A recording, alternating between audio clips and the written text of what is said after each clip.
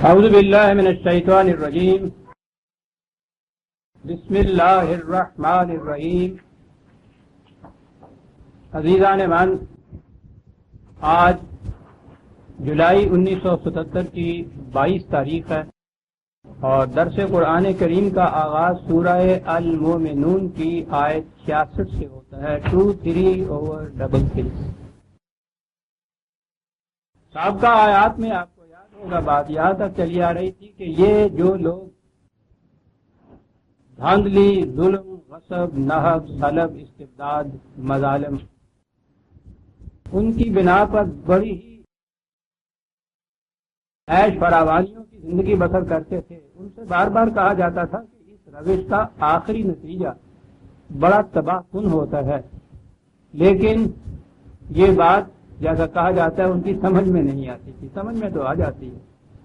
اس کے بعد قرآن نے کہا کہ پھر جب وہ پکے ہوئے پھل کی طرح وہ ٹپکنے پہ آ گیا اور وقت آ گیا ظہور نتائج کا، تو پھر لگے وہ چلانے، بھاگنے، دوڑنے، اور ان سے آواز دی ان کے پیچھے سے ہمارے قانون مقافات میں کہ اب تم بھاگ کے کہیں نہیں جا سکتے، واپس آؤ، چلو اور چلو ان محلات کی طرف، ان ایوانات کی طرف جہاں تم نے اپنے لیے یہ سارا سامان اکٹھا کیا تھا، اور چلو تاکہ تم سے پوچھا جائے کہ یہ کہاں سے لیا تھا تم نے۔ اور وہاں ان سے اب بات آگے کہا جائے گا کہ قد کانت آیاتی تتلی علیکم فکنتم علی اعقابکم تنکصون۔ یہ کوئی پہلی دفعہ بات نہیں تم سے کہی جا رہی جو آج کہی گئی ہے اور تم کہو کہ پہلے ہمیں اس کا علم نہیں تھا۔ یہ تو بار بار تم سے کہا جاتا تھا کہ یہ غلط تدبیریں کرنے والوں کی تدبیریں آخر الامر انہی کے اوپر پلٹ کے آیا کرتی ہیں،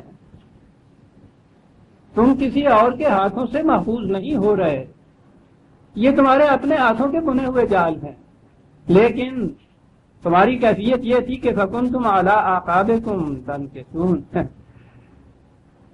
تمسخر کی ہنسی ہنس کر، مستقبل ہی نہ بلکہ نہایت تکبر سے، رعونت سے، انانیت سے، یہ کیا بکواس کر رہا ہے، قرآن زمانے کی باتیں سنا رہا ہے۔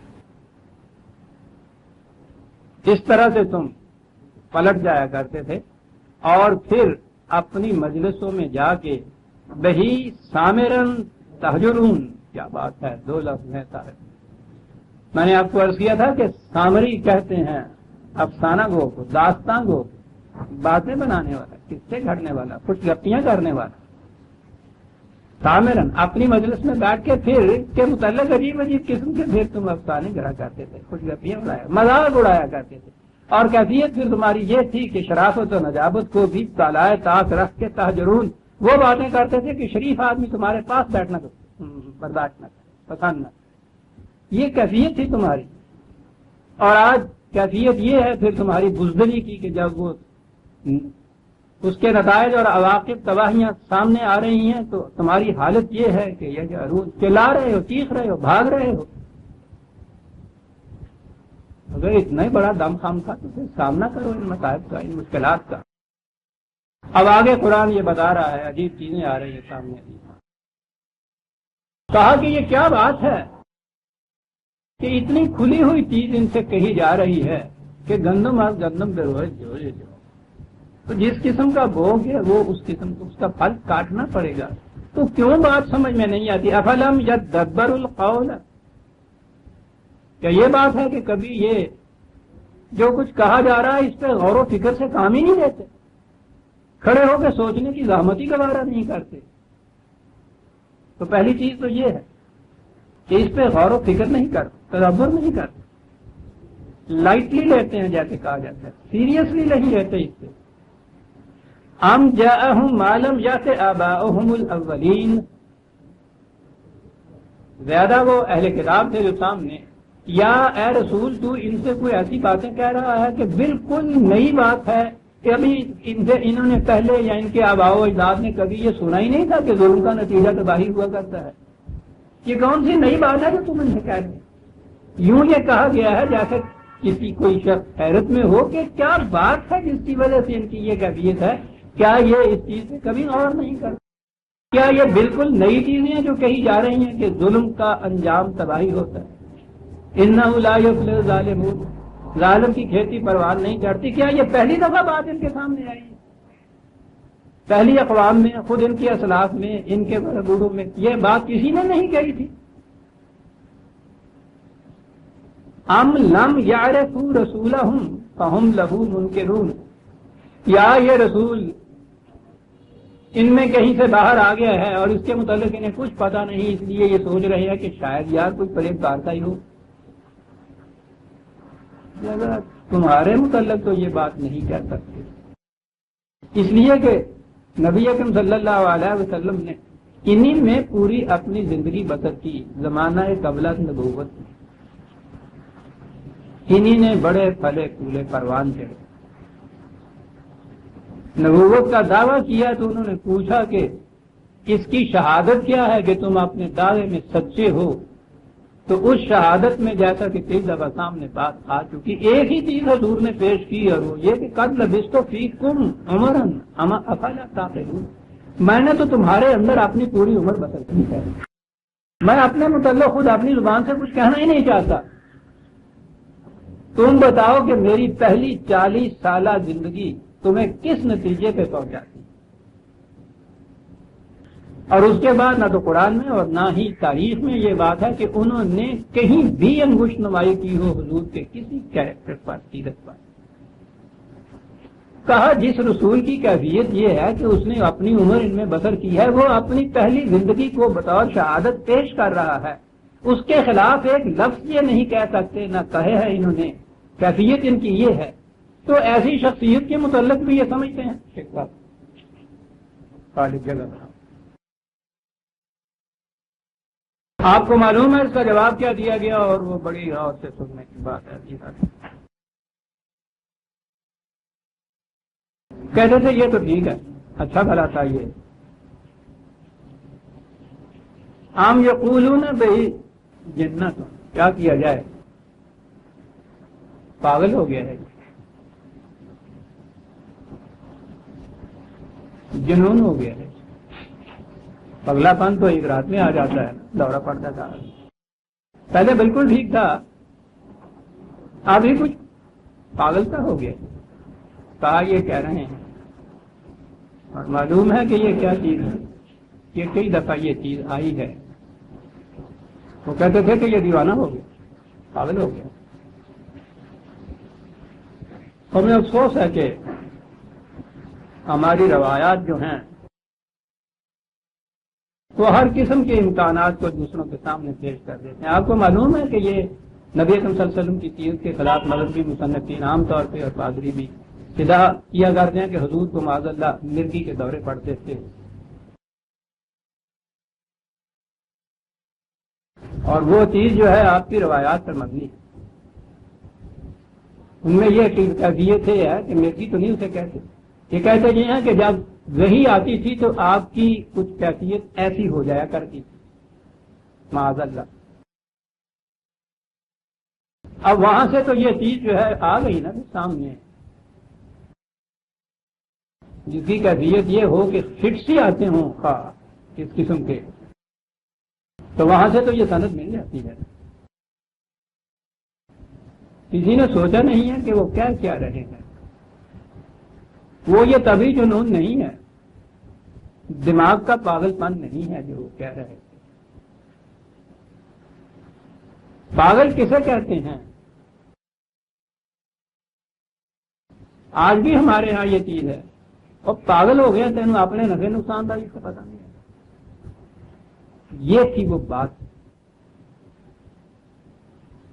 کہ اسے اپنے نفع نقصان کا بھی خیال دیا۔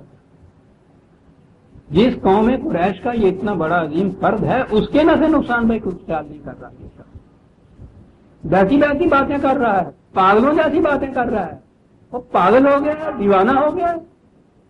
اور یہ نئی بات نہیں ہے، ہر نبی کے ساتھ یہ ہوتا ہے، اور ہر نبی سے یہ کہا جاتا ہے۔ جب حضرت صالحہ نے ان سے یہ کہا تھا کہ یہ جو تم خدا کی زمین پہ اس طرح سے سانپ بن کے بیٹھے ہوئے ہو اور ان غریبوں کی بھیڑوں کو پانی تک نہیں پینے دیتے، یہ کیا انسانیت اور کیا طرح؟ زمین پہ کسی کی ملکیت نہیں ہو سکتی، اس کو کھلا چھوڑو۔ کہنے لگے سالے تمہارے ساتھ تو قوم کی بڑی امیدیں وابستہ تھیں کہ اگر اس گاؤں میں اب 500 ایکڑ زمین ہے تو تم 1000 ایکڑ بنا دو گے رقبہ اس کا۔ بڑے سمجھدار تھے، بڑی بڑی امیدیں وابستہ تھی تمہارے ساتھ، اور یہ تمہیں کیا ہو گیا؟ کیا کہہ رہے ہو کہ کسی کی ملکیت ہی نہیں ہو سکتی؟ پاگل ہو گئے ہو؟ عزیزان من، وہ جو ایک بنیادی چیز ہے نا کہ قرآن سمجھنے کے لیے محاورہ عرب سمجھنے کی ضرورت ہے، ہر زبان کا محاورہ سمجھنے کی ضرورت ہوتی ہے۔ صبح سے شام تک ہم 20 دفعہ کہتے ہیں پاگل ہو گیا ہے، وہ کبھی ایسا نہیں ہوتا کہ اس کو پاگل خانے میں مینٹل ہاسپٹل میں جا کے داخل کراؤ یا ڈاکٹر صاحب کو اس کو دکھاؤ، پاگل ہو گیا ہے۔ وہ یہ کہتے کیا پگلا پن تھا؟ انبیاء کرام کے متعلق معلوم ہے کہ یہ جن گھرانوں سے متعلق ہوتے تھے وہ اپنی قوم میں بڑے ممتاز گھرانے ہوتے تھے، اور جیسا کہ میں نے عرض کیا تھا، اونچے گھرانے کا ہی آدمی یہ کہتا ہوا چلتا ہے کہ یہ جو تم جن کو کمینے اور ضعیف سمجھتے ہو یہ تمہارے جیسے انسان ہے۔ اگر وہ ان میں سے ہوتا اور یہ بات کہتا تو وہ کہتے کہ ٹھیک ہے، اپنے مفاد کی بات کہہ رہا ہے۔ تواضع سے گردن فرازہ نکوس، گداگر تواضع کنب ہوئے روز۔ مانگنے والا فقیر غریب بھکاری تمہارے دروازے پہ آ کے اگر سلام کہتا ہے تمہیں، اور جھوکے بھی سلام کہتا ہے، وہ ٹھیک ہے، ہوئے روز۔ سلام تو اس کا ہے کہ جو سوار پہ چڑھا ہوا ہے اور پیدل چلنے والے کو سلام کرتا ہے۔ حضور نے یہی فرمایا تھا نا کہ یوں کیا کرتے۔ بڑے اونچے گھرانے کے یہ لوگ ہوتے۔ حضرت نوح علیہ السلام سے بات شروع ہوتی ہے، وہ یہ کہتے تھے نا کہ جنہیں تم اپنے معاشرے میں کمین یا کمی کہتے ہو، ان میں اور تم میں کوئی فرق نہیں ہے، اور فرق ہے تو یہ کہ اگر یہ کمی جو ہے ان کی سیرت و کردار اونچی ہے تو وہ تم سے بلند مرتبے کے انسان ہیں۔ انہوں نے یہ کہا تھا پاگل ہو گیا، تم یہ بات کہہ رہے ہو؟ یعنی وہ تمہارے خاندان کے، تمہارے اپنے قبیلے کے خلاف جاتی ہے یہ بات، پاگل ہو گئے۔ حضرت شعیب نے جب یہ بات ان سے کہی تھی کہ یہ جس قسم کی تجارت تم کر رہے ہو یہ ڈکیتی ہے، یہ رابری ہے، یہ تجارت نہیں ہے، وہ ان سے کہہ رہے کہ جو آپ کیا کر رہے ہو؟ اپنے پاؤں پہ آپ کلہاڑے مار رہے ہو۔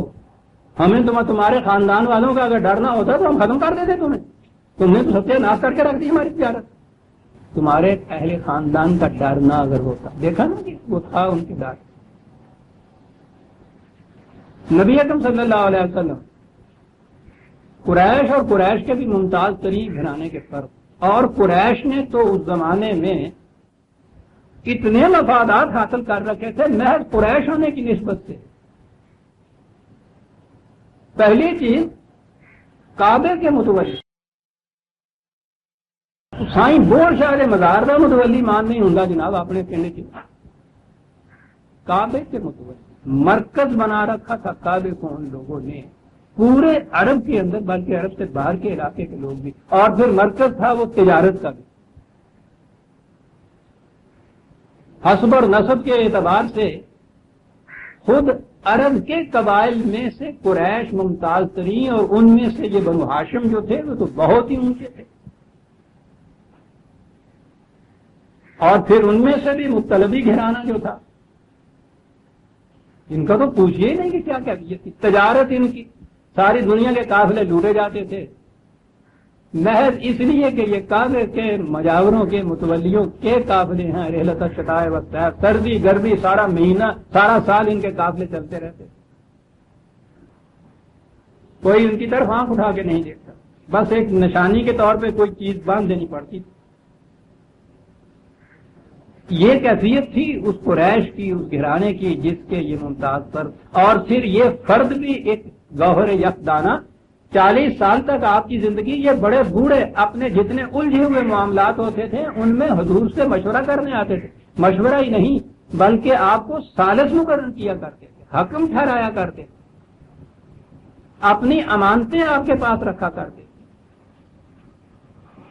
یعنی سمجھدار بھی اتنے تھے آپ، کیریکٹر کی بھی یہ کیفیت تھی، گھرانہ بھی یہ تھا وہ جیسے حضرت ابراہیم علیہ السلام، یعنی اپنے زمانے کے اسوہ اعظم، کیا وزیر اعظم کہہ لیجیے نا آج کی اصطلاح میں، اس باپ کے بیٹے، اور وہ وراثت میں آیا کرتی تھی یہ وزارت عظمیٰ، اور وزارت بھی پھر مذہب کی حیثیت سے جو ملی ہوئی ہو تو بادشاہ سے بھی اونچا ہوتا ہے، وہ جو اٹھ کے اپنے ہی باپ سے کہے کہ تمہیں کیا حق حاصل ہے کہ باقی لوگوں سے سلام لیتے پھرو اور ان سے یہ خراج لیتے پھرو، تم دوسرے انسانوں جیسے انسان، بادشاہ سے جا کے یہ کہے کہ تمہیں کیا اختیارات و اختیارات حاصل، باقی انسانوں جیسے ایک انسان ہو، نیچے اترو۔ تو کہیے کہ یہ لوگ اس بیٹے کو، اس بھائی کو، اسے پاگل نہیں کہیں گے تو اور کیا کہیں گے؟ اب یہ کھڑے ہیں وہاں اور کھڑے ہو کر ان سے کہہ رہے ہیں قریش سے کہ حسب اور نسب کوئی شے نہیں ہے، سب انسان ایک جیسے ہیں۔ وہ تاک لیتے ہیں ان کے منہ کی طرف کہ کیا کہہ رہا ہے یہ کعبہ اور اس کی تولیت جو ہے اس کے کچھ معنی نہیں ہیں، یہ تمام نوع انسانی کے لیے ہے، یہ وضع للناس قرآن نے کہا ہے۔ تم کون ہوتے ہو اس کے بعد قبضہ کر کے بیٹھ جانے والے اور اس کو ایک کمائی کا ذریعہ بنا لینے والے؟ قطعاً غلط ہے۔ تجارت کے قافلے تمہارے کیوں محفوظ ہوں؟ ساری دنیا میں محفوظ ہونے چاہیے۔ یعنی آپ سوچئے کہ جو شخص انہی میں سے اٹھ کے یہ کچھ کہے، جو اقبال نے کہا ہے نوحہ ابو جہل، وہ بڑی عجیب چیز ہے کہ وہ جا کے کعبے کا غلاف پکڑ کے تو بتوں کو مخاطب کر کے کہتا تھا کہ تم میں سے کسی نے اس کو بددعا دے دی ہے جو اس کا دماغ پھر گیا ہے، وہ یہ کہتا تھا وہاں جا کے دماغ پھر گیا ہے اس شخص کا، اس کو سنبھالیے یہ کیا کر رہا ہے۔ تو اب جس کی یہ کیفیت تھی، کہا اس سے یہ تھا کہ میں نے تمہارے اندر اپنی زندگی بسر کی ہے، بتاؤ یہ زندگی اس قسم کی سچے کی ہوتی ہے کہ جھوٹے کی؟ اب اس کا جواب تو کوئی نہیں تھا کہ تمہاری پہلی زندگی میں یہ بات ہے، جواب یہ تھا کہ وہ تو ٹھیک تھا لیکن اب تم بڑی بہکی بہکی باتیں کرنے لگے ہو، بالکل پاگل ہو گئے ہو، یہ باتیں تو پگلے پن کی۔ ٹھیک ہے پہلی زندگی میں وہی نہیں آئی ہے، پہلی زندگی میں خدا کی بات ابھی نہیں آئی ہوئی، اس لیے اس زندگی میں یہ پگلا پن نظر نہیں آتا۔ کیا کہا اس نے؟ خاموشی میں ہر بات بن جائے ہے، جو بولے تو دیوانہ کہلائے۔ یہ بولے دیوانہ کہتا ہے، تو کیا یہ واقعی اپنے نفع نقصان کا خیال نہیں رکھتے؟ ان کو خیال ہی نہیں تھا، سمجھ ہی نہیں تھی، سوچ ہی نہیں کہ نفع کیا ہے یا نقصان کیا ہے۔ وہ یہی کہہ رہے تھے اس قسم کے فرزانے کو، یا اس کے متعلق یہ کہنا کہ نفع نقصان کا خیال نہیں ہے، یہ تو بڑی زیادتی۔ بات کیا تھی؟ نفع اور نقصان کے پیمانے بدل گئے، ان کی ویلیوز بدل گئی،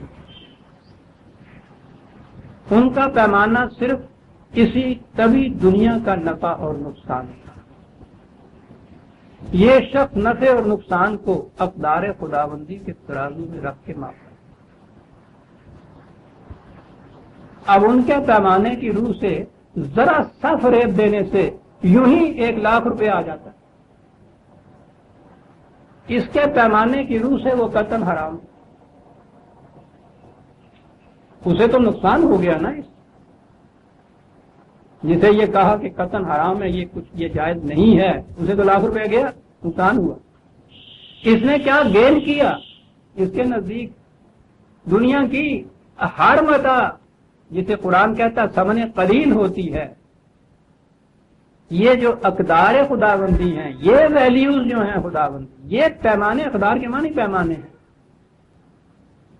ان کو محفوظ رکھنے کے لیے دنیا کی بڑی سے بڑی متاع کو بھی قربان کر دینا پڑے تو یہ نفع کا سودا ہو۔ یہ بات تھی جو ان کی سمجھ میں نہیں آتی تھی۔ پیمانہ دوسرا آ گیا تھا، ایکسچینج ویلیو بدل گئی تھی، جسے آج کی اصطلاح میں آپ کہتے ہیں۔ ان پیمانوں کی روح سے یہ مال و دولت تو ایک طرف رہی، طبی زندگی، سیکولر تصور جسے آپ کہتے ہیں حیات کا، اس کی روح سے جان سب سے زیادہ قیمتی چیز، اس سے زیادہ تو کوئی قیمتی چیز ہوتی نہیں۔ جان کو بچانے کے لیے تو وہ بہرحال مال تک بھی لٹا دیتے ہیں، بڑی عزیز سی چیز ہوتی ہے۔ اور یہ جو نئے پیمانے آتے ہیں، ان پیمانوں کی کیفیت یہ ہوتی ہے کہ ایسا وقت آ جاتا ہے جہاں اقدار خداوندی یا حق کی حفاظت کے لیے جان جیسی چیز بطیب خاطر دے دی جاتی، برتر از اندیشہ سود و زیاں ہے زندگی، برتر از اندیشہ سود و زیاں ہے زندگی، ہے کبھی جاں اور کبھی تسلیم جاں ہے زندگی، تسلیم جاں ہے زندگی۔ دنیا کے پیمانے جب جان دے دی جائے تو پھر زندگی ختم ہو جاتی، اس پیمانے کی روح سے زندگی حاصل اس وقت ہوتی ہے جب جان دے دی جاتی ہے۔ اور پھر یہ سودا جو ہے جان دے کر زندگی حاصل کرنا، ان کے نزدیک اس جیسا منفعت بخش سودا دنیا میں اور کوئی نہیں۔ کیا کہہ دیا، اے دل تمام نفع ہے سودائے عشق میں، اے دل تمام نفع ہے سودائے عشق میں، ایک جان کا زیاں ہے سو ایسا زیاں نہیں ہے۔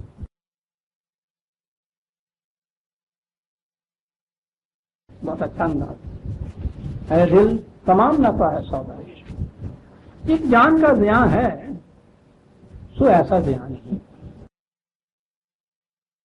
جہاں ترازو اور پیمانہ یہ آ جائے،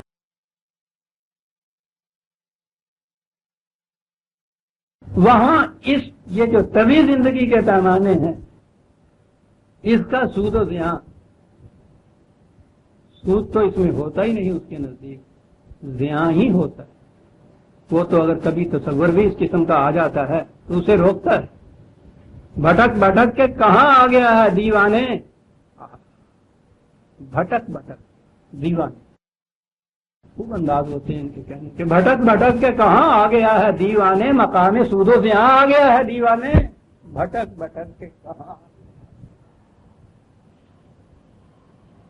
یہ دیوانگی ہے عزیزان مان، جس پر ہزاروں فرزانگیاں قربان کر دی جا سکتی ہیں، اور یہ ہوتی انبیاء کرام کی یا حق کی صداقت کو بلند کرنے والوں کی وہ دیوانگی جو ان کی سمجھ میں نہیں آتی۔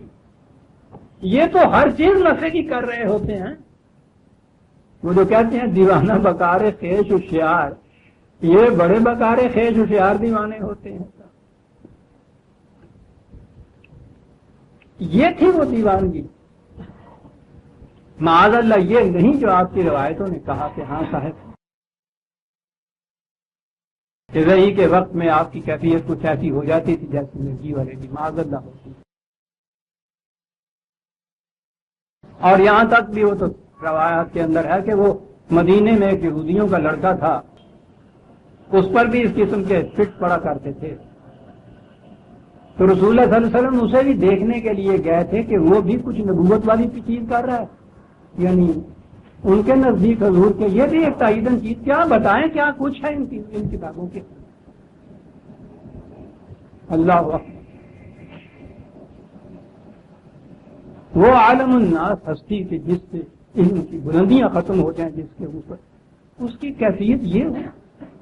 بہرحال ہم یقولون بہی جنتم، کہا یہ ان میں سے کوئی بات بھی نہیں، بل جاءہم الحق، جاءہم بالحق، بات یہ ہے کہ یہ نبی ان کے پاس افسانے لے کے نہیں آیا، حقیقتیں لے کے آیا۔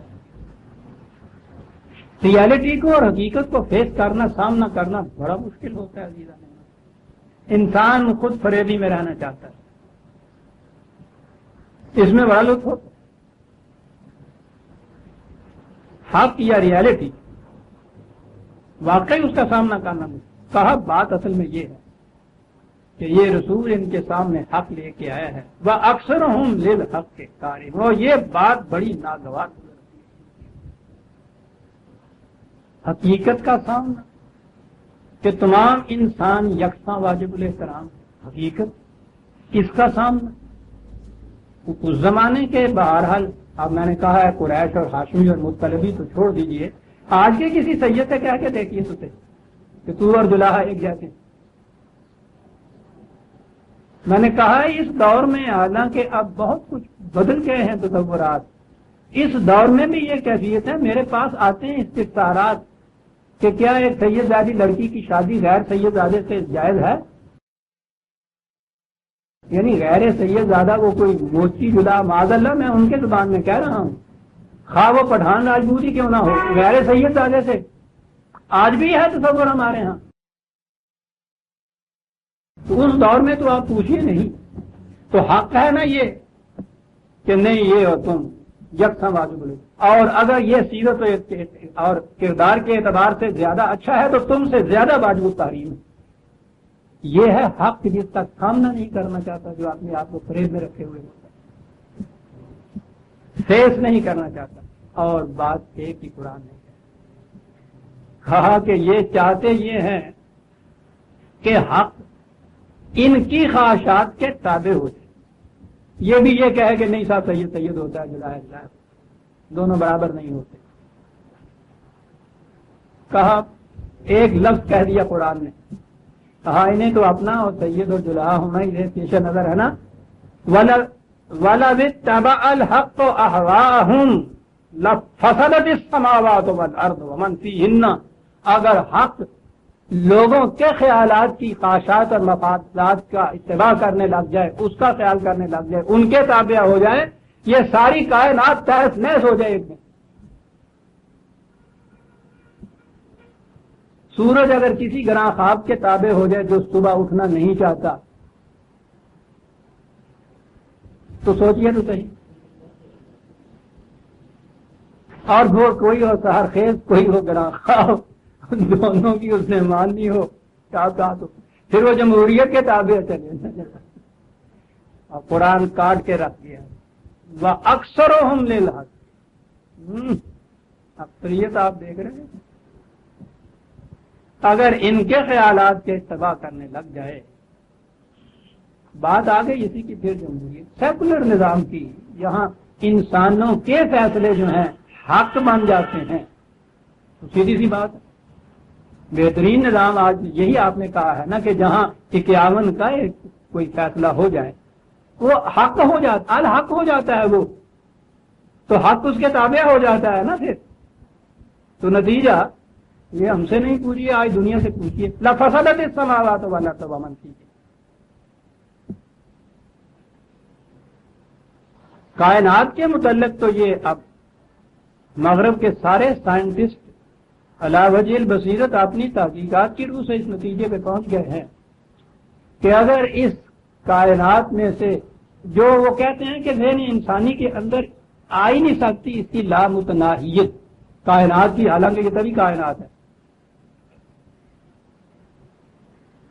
اس میں سے وہ ایک ذرے کے برابر بھی وہ کہتے ہیں اگر وہ جو حق کا مبنی قانون خداوندی ہے اس میں اگر یہ ایک سیکنڈ کے کروڑویں حصے کے مطابق کے برابر بھی ذرا سی تفاوت اس کے اندر ہو جائے. جین دین سے پوچھئے وہ کیا کہتا ہے، کہتا ہے اتنے سے تفاوت سے اس قدر ٹکراؤ ہو جائے ان تمام کروں کے اندر کہ ایک ثانیے میں کائنات ختم ہو جائے. یہ تو مشکل یہ ہے کہ یہ لوگ کائنات کے متعلق تو یہ قوانین جو ہیں ان تک یہ پہنچ گئے. وہ فرق صرف اتنا ہی ہے کہ دنیا انسانیت کے متعلق بھی وہ اس نتیجے پہ پہنچے کہ یہاں بھی حق پر مبنی کوئی قانون کا فرما ہونا چاہیے، اور اگر وہ اس پہ مبنی قانون نہیں ہے اور اس کے علاوہ دوسرے قانون کی ہدایت ہوتی ہے تو یہاں بھی فساد برپا ہو سکتا ہے اور ہوتا ہے. عزیزان من، یہ سارا فرق ہی اتنا ہے، جسے آپ سیکولر نظام اور دین خداوندی، نظام خداوندی، کچھ بھی نام اس کا رکھ لیجئے، فرق ہی اتنا ہے کہ یہ جتنے بھی مغرب کے سائنٹسٹ نہیں، سیکولر نظام والے ہیں، وہ یہ کہتے ہیں کہ یہ وہ جو پہلی شک آئی تھی آپ کے ہاں کہ sovereignty in the entire universe belong to God, خارجی کائنات میں اقتدار مطلق جو ہے وہ خدا کا، خارجی کائنات،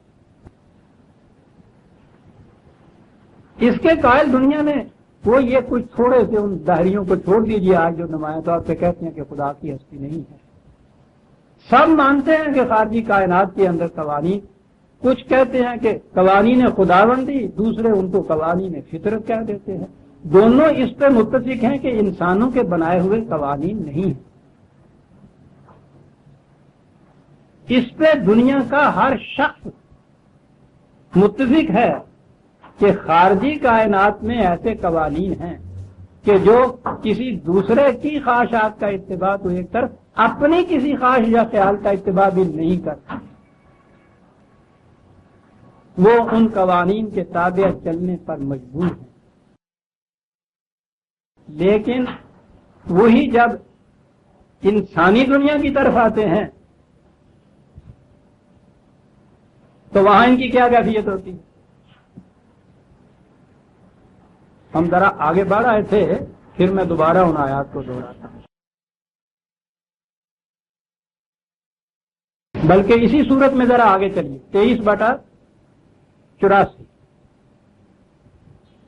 کہا کل لمن الارض ومن فیہن ان کنتم تعلمون، کہا کہ تمہارا علم تمہیں کیا بات کہتا ہے کہ یہ کائنات کے اندر کس کا قانون چل رہا ہے، کس کا اقتدار ہے؟ سیقولون للہ، یہ تسلیم کریں گے کہ خدا کا۔ یہ مخاطب کیے جا رہے ہیں وہ لوگ جو انکار کر رہے تھے اسلام سے، حضور کے پیش کردہ دین سے، قرآن سے، وحی سے، یہ انہیں مخاطب کیا جا رہا ہے۔ آپ دیکھتے ہیں وہ کہتے ہیں کہ وہ کہیں گے کہ اللہ، یعنی وہ اللہ کو مانتے ہیں۔ قل من رب السماوات السبع ورب العرش العظیم، پوچھو ان سے کہ یہ کائنات کی پستیوں اور بلندیوں میں انتہا درجے تک ان کی ربوبیت کس کے قانون کی روح سے ہوتی ہے؟ سیقولون للہ، اللہ کی قانون۔ قل من بیدہ ملکوت کل شیء وہو یجیر ولا یجار علیہ ان کنتم تعلمون، کہا بتاؤ علم کی بارگاہ سے پوچھ کے کہ کائنات کا اقتدار مطلق کس کے ہاتھ میں ہے؟ کون ہے کہ جس کے قانون کی روح سے ہر ایک کو پناہ ملتی ہے، حفاظت ملتی ہے، اور اس کے خلاف چلنے سے کسی کو پناہ نہیں مل سکتی؟ سیقولون للہ، کہیں گے کہ خدا کے کام۔ یہاں کہا قل فأنا تسحرون، کہا کہ جب تمہیں پھر ہم انسانی دنیا کی طرف لاتے ہیں تو یہاں کیا موت پڑ جاتی ہے؟ کیا چیز ہے جو تمہیں دھوکہ دے دیتی ہے کہ یہ تقسیم کی ہوئی ہے کائنات، وہاں تک تو اس کا اقتدار چلتا ہے اور اس سے ذرا نیچے تم اپنی دنیا کی طرف آتے ہو تو یہاں انسانوں کو صاحب اقتدار مان لگتا ہے۔ فأنا تسحرون، کہاں دھوکہ لگتا ہے تمہیں؟ بات بڑی صاف سی ہے، یہ کائنات دو ٹکڑوں میں تم کیسے بانٹ رہے؟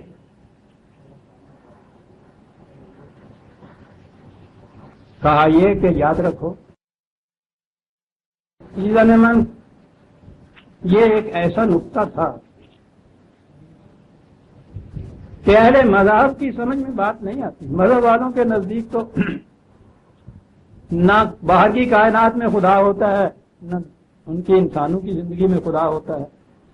وہاں بھی توہم پرستیاں ہوتی ہیں، یہاں انسان پرستیاں ہوتی ہیں۔ لیکن آپ غور کیجئے گا کہ قرآن کو یہ کہنے کی کیوں ضرورت پڑی؟ 43 اور 84، 43/84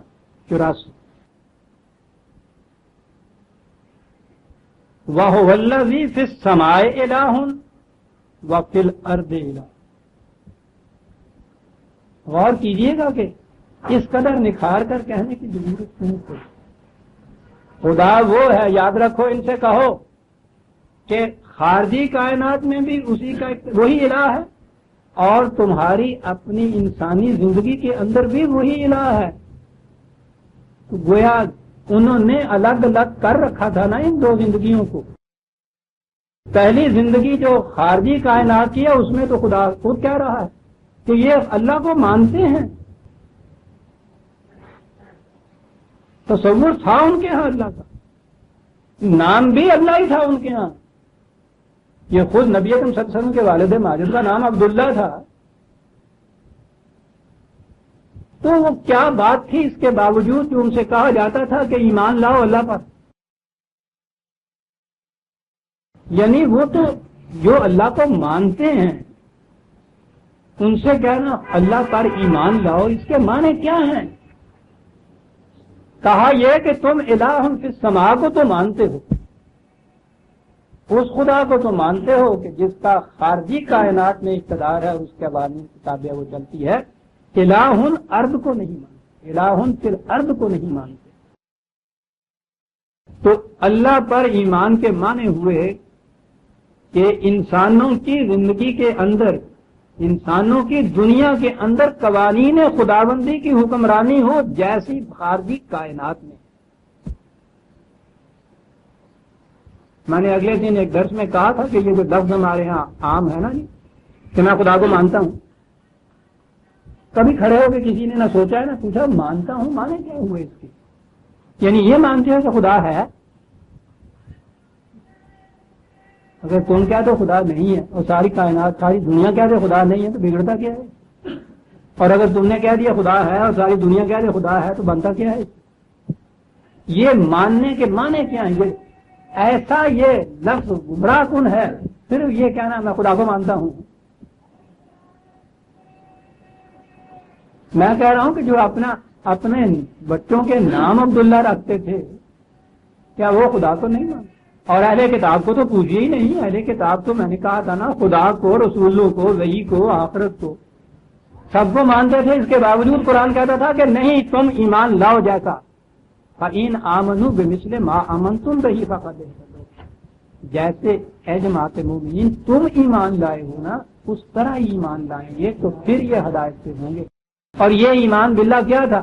اسے الہ فی الارض ماننا.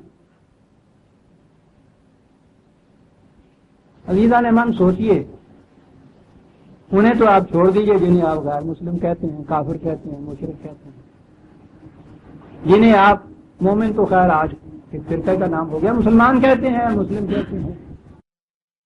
یہ جو ہے ایمان کہ وہ فی الارض الہ ہے, کہاں ہے یہ ایمان؟ آپ کے ہاں کی ساری مسلم ورلڈ کے اندر بھی انسانوں کے بنائے ہوئے قوانین کے تابع زندگی بسر ہو رہی ہے. اور یہ چیز تھی جس سے خدا نے منع کیا تھا ان کو. اب اس سے واضح ہو گیا کہ جب کہیں گے ہم کہ میں خدا کو مانتا ہوں, 21/20 بڑی عمدہ چیز ہے. وَلَهُ 19 ہے پہلے, وَلَهُ مَنْ فِي السَّمَاوَاتِ وَالْأَرْضِ وَمَنْ عِنْدَهُ لَا يَسْتَكْبِرُونَ عَنْ عِبَادَتِهِ وَلَا يَسْتَحْسِرُونَ. سماوات والارض, ان تمام میں یہ سب اس کے پروگرام کے تکمیل کے لیے سرگرم عمل ہے. من عندہ, جہاں براہ راست اس کا قانون چلتا ہے, بڑا عجیب لفظ ہے من عندہ, وہاں کیفیت یہ ہے کہ لا یستکبرون عن عبادت, وہ اس کے قوانین کی ہدایت اور معصومیت سے کبھی سرکشی نہیں برتتے. سرکشی برتنا تو ایک طرف ہر وقت مصروف رہتے ہیں, رات دن گردش میں ہے ساتھ آسمان. ولا یستحسرون, کبھی تھکتے بھی نہیں, کبھی یہ کیفیت نہیں ہوتی ہے کہ نا دو کڑیاں رمان بھی کر رہے ہیں, تھکتے بھی نہیں. یسبحون اللیل والنہار ولا یفترون, دن اور رات مصروف رہتے ہیں اس کے قوانین کی ہدایت کے اندر, گردش کرتے رہتے. کہا اب انسانوں سے پوچھو امیت تاخذو آلہۃ من الارض ہم ینشرون، کہ انہوں نے اپنی زمینی دنیا کے اندر انہوں نے اور خدا بنا رکھے اور کہتے یہ ہیں کہ یہ ہیں وہ خدا کہ جو ہمارے لیے سامان زیست کا، ہمارے پھیلنے کا، ہمارے بڑھنے پھولنے کا سامان رکھتے ہیں۔ انہوں نے ارض میں اپنے لیے اور خدا بنا رکھے۔ کبھی غور نہیں کرتا مسلمان ان آیات پہ کہ قرآن کہتا کیا ہے، کہ کائنات کے اندر خدا کو تو یہ مانتے ہیں، لیکن ارض کے اندر انہوں نے اپنے لیے اور خدا بنا رکھے اور بناو رکھے ہیں ہم ینشرون، کہ وہ ہیں جن کے سہارے ہم بڑھتے پھولتے پھلتے پھیلتے ہیں۔ وہ انہوں نے ارض کی دنیا میں اپنی انسانی زندگی کے اندر، انسانی دنیا میں انہیں خدا بنا رکھا ہے۔ کہا لو کان فیہما آلہۃ الا اللہ لفسدتا، یاد رکھو اس طرح سے دو خدا جب تم نے بنا لیے، کائناتی خدا اور تمہاری مدنی زندگی کا عرض کا خدا اور، اس کائنات میں تو کچھ بگڑے گا نہیں کہ وہاں تو کوئی بھی ان قوانین کی خلاف ورزی نہیں کرتا۔ یہاں جب تم نے دوسروں کو معبود بنا لیا تو اس کے بعد پھر اتنا فساد برپا ہوگا تمہاری زندگی کے اندر کہ سنبھال نہ سکو۔ سوچیے عزیزان من، قرآن کا پیغام تھا کیا؟ اسلام کہتے کسے ہیں؟ دین الحق ہوتا کیا ہے؟ نظام خداوندی کہتے کس کو؟ انسانی دنیا کے اندر خدا کے قوانین کی حکمرانی، اسی کا نام اللہ پر ایمان لانا ہے، اسی کا نام اسلام ہے، یہی دین ہے۔ ان کی کیفیت یہ ہے، ہم پھر آ جاتے ہیں آیت کے اوپر کہ بل جاءہم بالحق واکثرہم للحق کارہون، نہیں ولو اتبع الحق واہواہم لفسدت السماوات والارض ومن فیہن۔ اب سیدھی سی بات ہے کہ اگر حق لوگوں کے خواہشات، مفادات، آرزوؤں، خیالات کے تابع ہو جائے، فساد ہی فساد برپا ہو جائے کائنات کے اندر۔ بات شروع سے چلی آ رہی تھی کہ کیا یہ غور فکر نہیں کرتے؟ کیا یہ تمہیں پہچانتے نہیں؟ کیا تم ان سے کوئی انوکھی باتیں کرتا ہے؟ یہ تمہیں پاگل کہہ رہے ہیں؟ کہا آؤ ہم تمہیں بتائیں کہ پاگل کون ہے۔ بڑی عجیب چیز۔ بل اتیناہم بذکرہم فہم عن ذکرہم معرضون، کہا انہیں کون بتائے کہ ہم وہ کچھ انہیں کہہ رہے ہیں جو انہیں ان ذلتوں سے، خواریوں سے نکال کر شرف انسانیت کی بلندیوں کے اوپر لے جائے گا، اور یہ ہے کہ اس سے اراد برت رہے ہیں اور اس سے منہ موڑ کے جا رہے ہیں۔ پوچھو پاگل میں اور خدا کا ذکر، یہ ذکر ہم کیا ہوا؟ بل اتیناہم بذکرہم۔ میں نے عرض کیا عزیزان من کہ قرآن کو محاورہ عرب سے سمجھنے کی کوشش کی۔ ذکر کے معنی شرف اور بلندی ہوتا ہے، ذکر ہم کے معنی ان کا شرف اور ان کی۔ میں تو ان کے شرف اور بلندیوں کی باتیں کر رہا ہوں۔ انسان کو انسان کی معصومیت سے بچانا عزیزان من سب سے بڑا اس کے لیے شرف اور سب سے بڑی تقریم کا بات۔ انسان کا انسان کے سامنے جھک گیا، نہ من تیرا نہ، کہا میں تو یہ پیغام دے رہا ہوں کہ کسی انسان کے سامنے نہ، اور تم ہو کہ یہی بات مجھے کہہ رہے ہو کہ یہ پاگل پن کی بات ہے۔ یہ پاگل پن کی بات ہے کہ تمہارے نفع کی بات ہے جو میں کہہ رہا ہوں۔ دوسری جگہ بھی اس کو قرآن نے کہا ہے، اور یہ تو قرآن نے کئی بار دہرایا ہے کہ قرآن کے اندر خود تمہارا ذکر ہے، جو میں نے عرض کیا تھا۔ تو ذکر کے معنی شرف اور بلندی کے ہیں۔ اور یہ میں نے پھر عرض کر دوں کہ اس سے بڑا انسان کے لیے شرف اور عزت اور بلندی کا مقام کیا ہوگا کہ ما کان لبشر ان یؤتی اللہ الکتاب والحکم والنبوۃ ثم یقول للناس کونوا عبادا لی من دون اللہ۔ کسی انسان کو اس کا حق نہیں پہنچتا، خواہ خدا اس کو قوانین سازی کے اختیارات دے دے، انتظامیہ کے اختیارات دے دے، خواہ اسے نبوت بھی کیوں نہ مل جائے کہ وہ دوسرے انسانوں سے یہ کہے کہ تم میرے سامنے جھکو، کسی انسان کو اس کا حق۔ اگر یہ قانون خداوندی نافذ ہو جائے انسانوں کی دنیا میں تو سوچئے عزیزان ایمان، شرف اور مجد کی کن بلندیوں پہ انسان پہنچے۔ اور مجھ سے پوچھئے تو جسے آپ ظلم اور استبداد کہتے ہیں، ٹھیک ہے یہ فزیکل ٹارچر بھی ظلم اور استبداد ہے، لیکن سب سے بڑا ظلم اور استبداد یہ ہے کہ تکریم انسانیت کسی کی باقی نہ،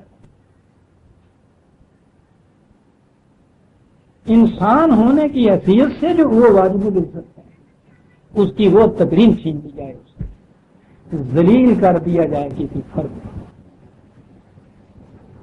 اور یہ اسی صورت میں ہی ہے کہ جب انسانی دنیا کے اندر خدا کا یہ قانون کار فرما ہو کہ وَلَقَدْ كَرَّمْنَا بَنِي آدم، ہر انسانی بچہ محض انسانی بچہ ہونے کی وجہ سے یکساں واجب التکریم ہے، اتنا سا قانون کسی جہت سے بھی اگر کسی فرد انسانیہ کی دوسرے کے ہاتھوں سے تذلیل ہو جائے عزیزان من، اس سے بڑا جرم بارگاہ خداوندی میں کوئی اور قرآن آیا ہی اسی لیے 7/175 انداز بیان ملاحظہ فرماؤ۔ وَاتْلُ عَلَيْهِمْ نَبَأَ الَّذِي آتَيْنَاهُ آيَاتِنَا، انہیں اس شخص کی بات سناؤ، اور بات عزیزان مان اس شخص کی نہیں ہے، بات ہماری ہے جو سنائی۔ قرآن کا انداز بھی عجیب ہے، نام لے کر ہم نے بھی نہیں کہتا کہ اس سے بھی کچھ ان کے جذبات کو ٹھیس لگ جائے گی، کسی اور نہیں گل جس طرح سنائی تھی ہے نا، عجیب پیارا انداز ہے۔ انہیں بات سناؤ اس شخص کی کہ جسے ہم نے اپنے قوانین دیے، کا لفظ ہے فَانْسَلَخَ مِنْهَا، تو وہ انہیں پیچھے چھوڑ کے یوں نکل گیا جیسے سانپ اپنی کینچلی کو چھوڑ کے چلا جاتا ہے کہ اس کے اوپر اس کا کوئی نشان تک باقی نہیں رہتا۔ کیا تشبیہ ہے! جب وہ تھی کینچلی تو وہ محیط کل تھی سانپ کے اوپر، پوری کور کی ہوئی ہوتی ہے نا اس نے، اور اس میں سے جب نکلتا ہے وہ تو اس کا کوئی کسی قسم کا نقش تک اس کے اوپر باقی نہیں رہتا۔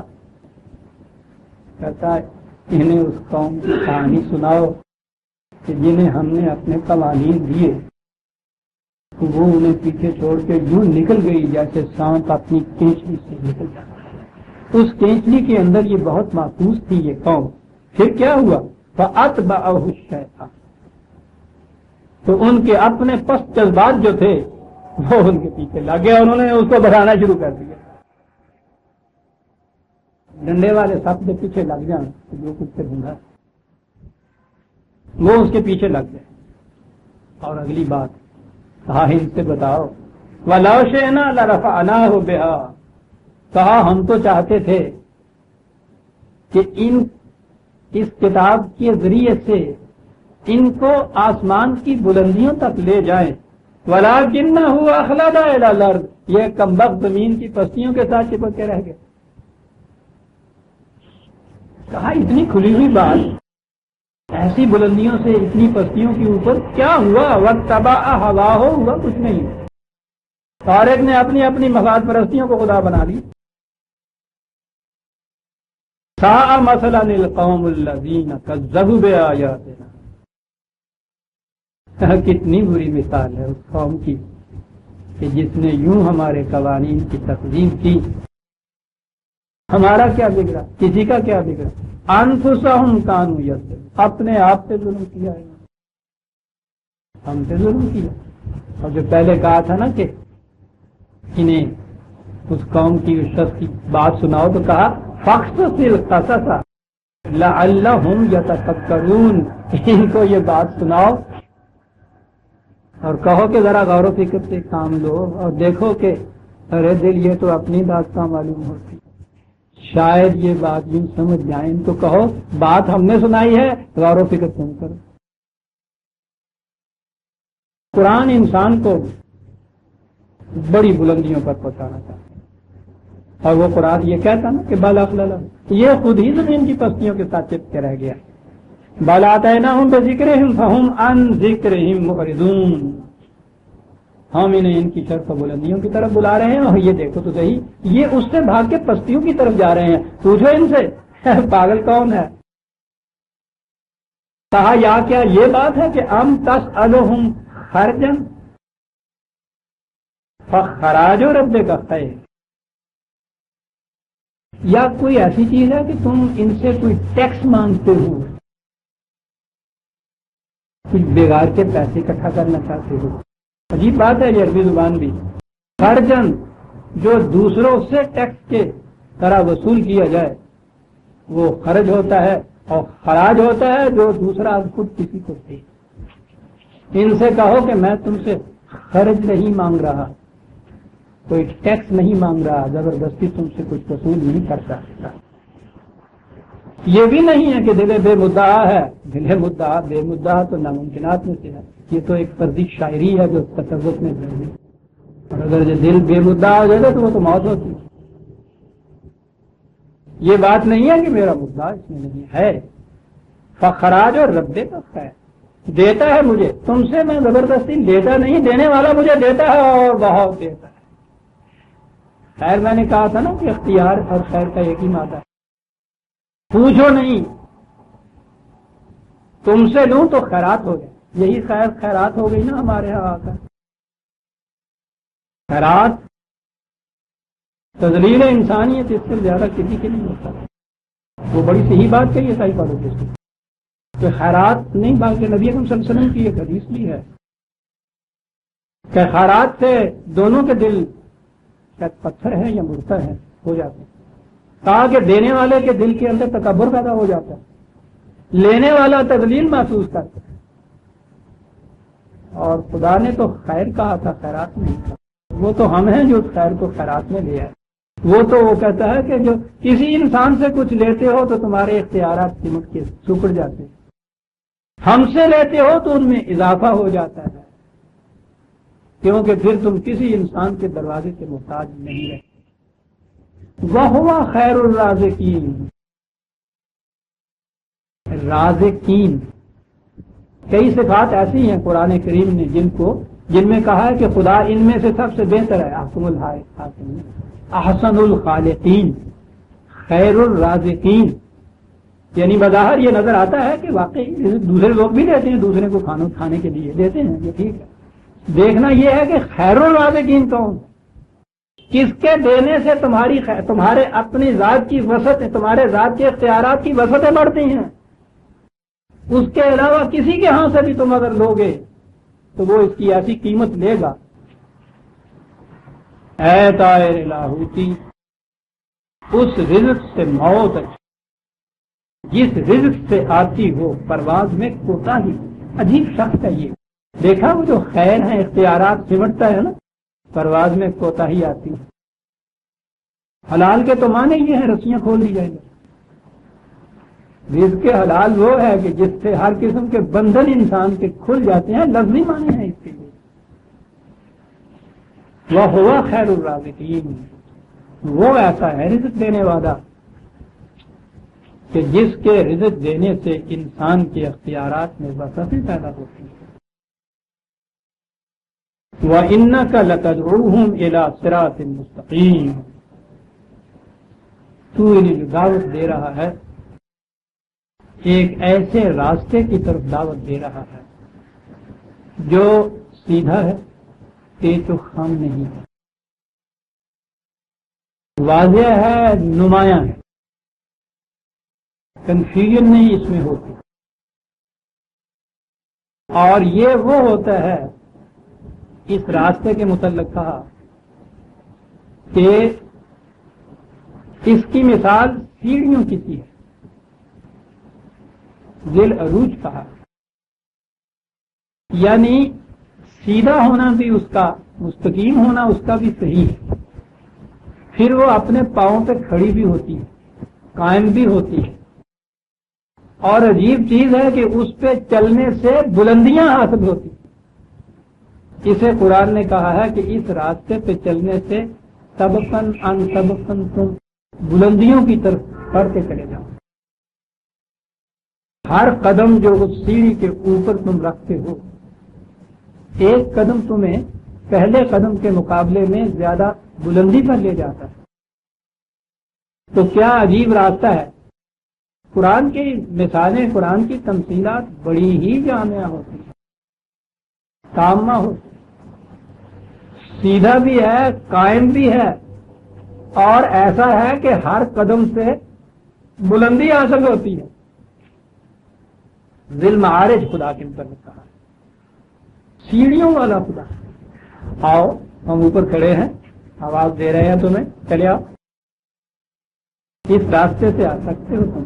اور پھر کیا بات ہے اس زبان کی عزیزان ایمان، وہی سیڑھی ہوتی ہے، وہی اس سیڑھی کے، وہ ہمارے ہاں تو وہ ڈنڈے ہی کہتے ہیں ان کو. جب کوئی شخص اس سیڑھی پہ اوپر چڑھتا ہے تو عرب ان ڈنڈوں کو، انہیں کو درجات کہتے ہیں.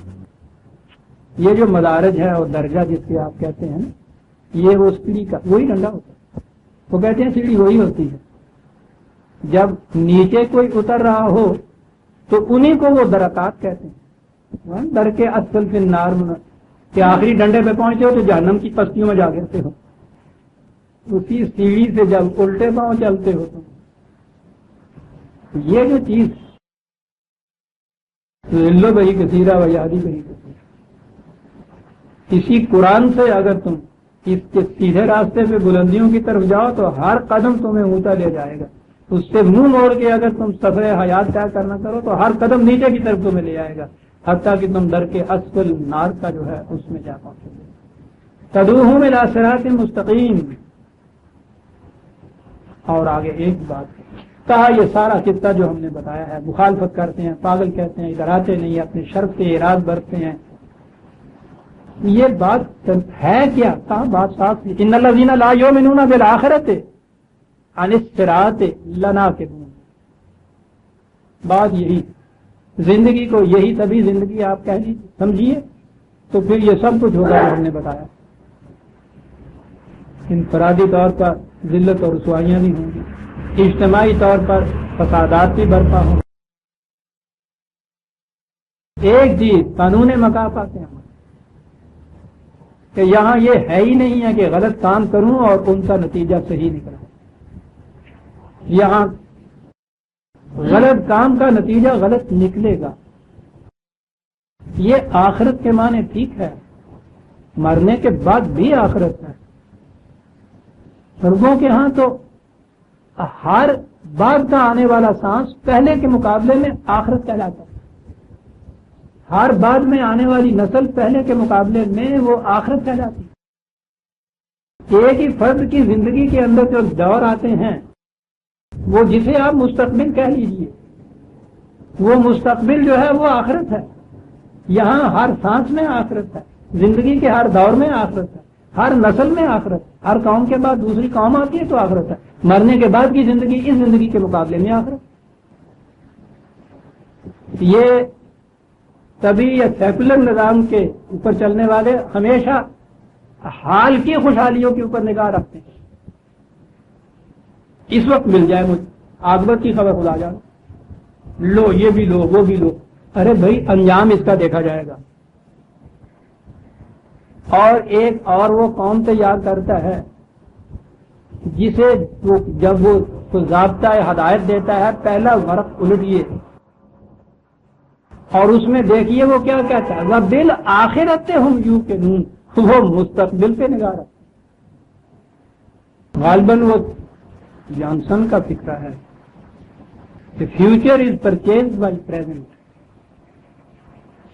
مستقبل تو حال کی زندگی کی سے خریدا جاتا ہے. آج جو کچھ کرتے ہیں آپ، وہی آپ کا کل آنے والا جو مستقبل ہے وہ بن رہا ہوتا ہے. یہ دنیا میں پہلی آواز تھی کہ وَبِالْآخِرَةِ هُمْ يُوقِنُونَ. یہ قوم مستقبل پہ نگاہ رکھتی. اب یہ نہیں ہے کہ حال کو ترک کر دیتی ہے وہ. وہ حال اپنا اس قسم کا بناتی ہے کہ اس سے جو مستقبل بنتا ہے وہ خود خوشگوار ہوتا ہے. وہ کل کے غم و عیش پہ کچھ حق نہیں رکھتا. جو آج جگر سوز و خود افروز نہیں ہے وہ قوم نہیں لائے کہ ہنگامہ فردا جس قوم کی تقدیر میں امروز نہیں. کہا ان کی کیفیت یہ ہے کہ لا یؤمنون بالآخرہ، مستقبل پہ یقین نہیں رکھتے. نتیجہ یہ کہ ان الصراط لناکبون، سیڑھی کے اوپر ہم لے جا رہے ہیں، یہ الٹے پاؤں نیچے اترتے چلے جاتے ہیں. اس پہ ایمان نہیں رکھ رہے، ایمان اسی پہ اوپر رکھ رہے ہیں جس زمین سے گئے تھے. ہم اوپر کہہ رہے ہیں کہ پیچھے نیچے کی طرف موڑ رہے ہیں. ان الصراط ہے، وہی صراط ہے جسے خدا اپنا عذاب کہتا ہے. وہ در حقیقت انسانی اعمال کے فطری نتائج ہوتے ہیں. ظہور کا وقت جب ان کا آتا ہے، محسوس طور پر جب سامنے آتے ہیں، تو اس وقت پھر عذاب اس کو کہا جاتا ہے. کا اس کا اندازہ یہ ہوتا ہے، ہمارا پروگرام یہ ہے مقاصد عمل کا کہ ہم فوراً نہیں پکڑ لیتے، وارننگ دیتے رہتے ہیں، قوموں کو تنبیہ کرتے رہتے ہیں. ہلکے ہلکی سی کچھ تباہیاں پہلے آتی ہیں. وَلَوْ رَحِمْنَاهُمْ وَكَشَفْنَا مَا بِهِمْ مِنْ ضُرٍّ لَلَجُّوا فِي طُغْيَانِهِمْ يَعْمَهُونَ. لیکن انسان اس سے بھی ناجائز فائدہ اٹھاتا ہے. یہ چیز آتی ہے تو بجائے اس کے کہ وہ یہ سمجھ لے کہ یہ غلط چیز تھی، اس کو چھوڑ دینا چاہیے، صحیح راستہ اختیار کرنا چاہیے. وہ سمجھتا یہ ہے کہ یہ اب جانے والی چیز ہے، اور زیادہ ہاتھ مار، تھوڑا وقت رہ گیا ہے نا. من ذرن، وہ جو آنے والی تباہی ہے اس سے چھوٹا سا جھٹکا آتا ہے، اس سے غلط فائدہ ہوتا ہے. اور اپنی فی طغیانی سیلاب جسے کہتے ہیں، تو کہا اگر ہلکی سی وارننگ آتی ہے تو کوئی بات نہیں ہے، اور پھر اور زیادہ تیزی سے طغیان، سیلاب آ رہا ہوتا ہے، بجائے اس کے کہ بند باندھ لے اس سے روکنے، اس سیلاب کے اندر اور زیادہ تیزی سے آگے بڑھ جاتے ہیں. جتنا کچھ گپھا ہاتھ میں آئے لے جاؤ، لے لو. یا مہوں، کیا بات ہے عربی زبان میں. عین میم یہ جو ہوتا ہے، امین وہ ہوتا ہے آنکھوں سے نابینا ہونا، اندھا ہونا، اور عین میم ہے جو ہے وہ ہوتا ہے بصیرت سے نابینا ہونا. یہ نہیں ہوتا کہ آنکھوں سے اندھے ہو جاتے ہیں، نظر تو آ رہا ہوتا ہے، بصیرت سے اندھے ہو جاتے ہیں. سب چل پھر زورا زور وَلَقَدْ أَخَذْنَاهُم بِالْعَذَابِ، اور پھر اس کے بعد وہ وقت آ جاتا ہے. وارننگ مجھے مل گئی ہے کہ وہ 9:15 بجے ختم کر دینا تھا آج، تو میں آج اسے ختم کرتا ہوں. سورہ المومنون کی آیت 74 تک ہم پہنچ گئے، نہیں 75 تک پہنچ گئے. 76 آیت سے ہم آئندہ لیں گے. ربنا تقبل منا انک انت السمیع العلیم.